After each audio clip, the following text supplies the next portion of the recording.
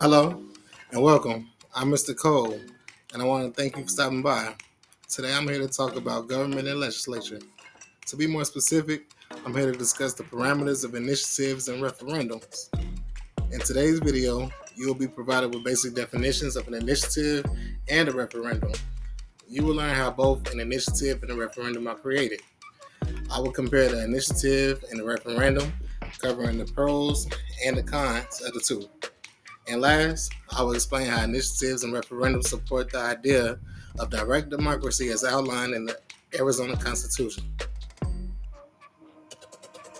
According to the Arizona Constitution, the people reserve the power to propose laws and amendments to the Constitution and to enact or reject such laws and amendments at the polls, independently of the legislature, and they also reserve, for use at their own option, the power to approve or reject at the polls any act or item, section, or any part or of any act of the legislature. Let's start off with the initiative. What's an initiative? In short, the initiative is the power of the people to propose new laws at the polls. Now let's talk about the referendum. What's that? The referendum gives the people the power to reject laws or any part of the law or act at the polls. It's kind of like the people's veto.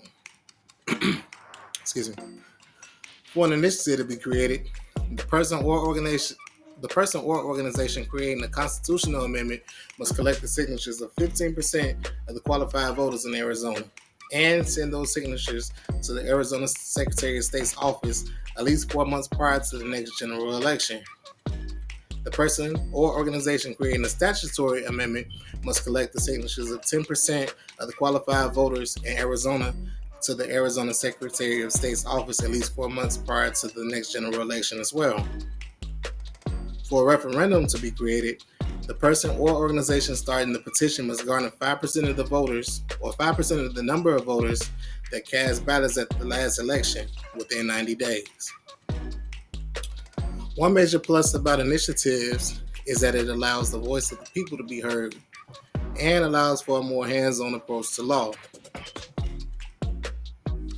Some of the pros is that the laws proposed can be poorly written, which leaves too much room for interpretation.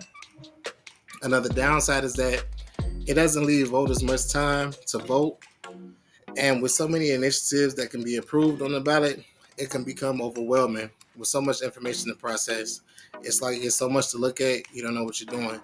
So the pros for referendums, it allows for public opinion and promotes further checks and balances. The cons are that the timeline that it takes to get everything done is shorter than the initiatives would, and it might be costly to go ahead and get those signatures. Initiatives and referendums both support the idea of direct democracy as outlined in the Arizona State Constitution. With progressive movement and the balance of power, the initiative and referendum both support empowering the people and giving them power in what they also believe in. So with that movement, everybody has a voice, everybody has a right to be heard, as well as having to say so in their state's legislature. So it's not as if the power is in the big corporations or the legislation has their hands in the corporations' pockets. It's also allowing for the state's citizens to be empowered to have power as well. To recap today's video, we did briefly go over what an initiative was and is, and we also covered what a referendum is. We discussed today how you would initiate an initiative, what's the requirements to initiate it, who or what entity will do that, as well as with the referendums. Kind of sort of the same, but they do have slight differences. We talked about the pros and the cons of initiatives, as well as the pros and the cons of the referendums. We talked about how the initiatives and the referendums align with the state of Arizona's constitution and their beliefs of what a democracy looks like. Thank you for watching. I hope you enjoyed today's video and it was insightful for you. Have a great day.